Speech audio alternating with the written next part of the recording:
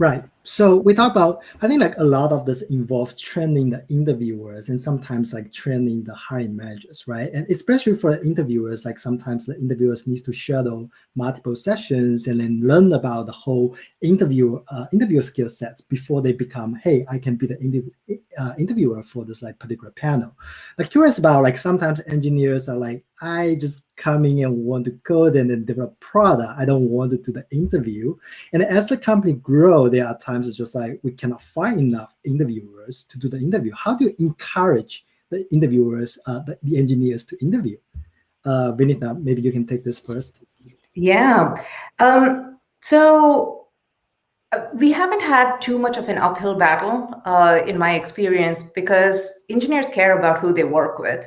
So they do welcome participation or their own participation in it. If there's one of the things that might be is that there's apprehension. So training goes a long way.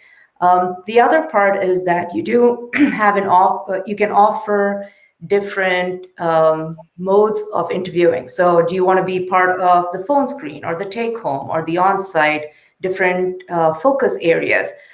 Typically what I've found is engineers would prefer to pick a particular topic and stay focused on that from candidate to candidate. That also helps them calibrate for their own question and their way of asking the question.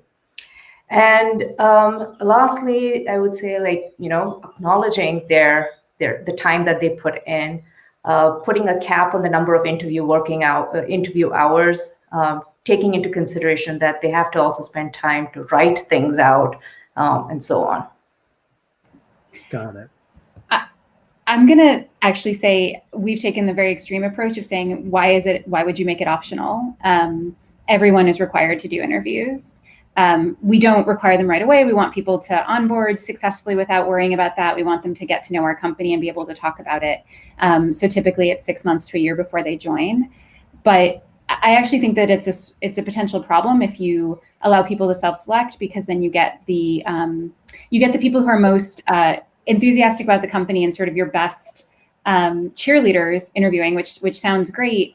But then they're also taking that time away from their day-to-day work, and maybe they're going to suffer on the performance review side because they haven't been able to do as much engineering work. So I think it's like very important to spread that around to everyone and not make it a purely optional opt-in thing. Though I will second, you should absolutely have maximums. Ours used to be 4 a week, which was really heavy, and that's part of the reason we had to make it mandatory, is we needed every hand on deck. Yeah, I think that's a very, very good point. And now, I don't think that like everyone will make a very, very good interviewer, right? When it comes like sometimes, like, do you when you bring people in, right? Like, do you say, hey, is this a good communicator? That does the candidate actually have like interviewer like traits, right? Because for some of the candidates that, for some of the interviewers, they may be a little bit shy. They may be a little bit of like, like not paying too much attention on the interviewer part. Things. Well, interviewing isn't an inborn trait any more than being a good engineer is an inborn trait. It can be learned.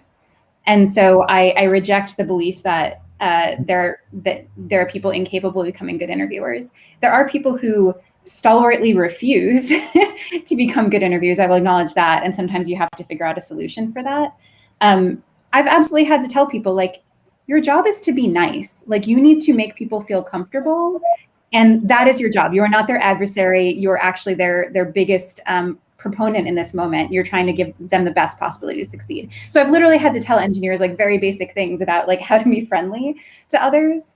But again, I think that is actually a really valuable skill for them to learn and to evolve. And I do not believe that you should, for us anyway, we're not going to hire people who don't have the ability to at least learn that skill over time. Good point. Yeah, I think a lot of it is interviewing is part of the engineering culture. So who you hire is also who you make your future interviewers. So I'd say that if you're watching out for people who do care about the larger company, who do care and who have put in an effort to improve their communication skills and build that over time, then that's going to also reflect in interviewing. to Kat's point, it is important that engineering managers and hiring managers consistently emphasize that what we're looking for is we want to find what the candidate's strengths are rather than seek out all their negatives. If you're on a hunt for that, then that in itself is going to be, the candidate is going to feel judged and nobody performs well under those circumstances. Yeah, for sure. I mean, if I'm a candidate on the other side of the table, I would feel like, hey, the interview session is a collaborative session, right? It's more like working with a future colleague rather than, oh, I'm being judged all the way throughout the process.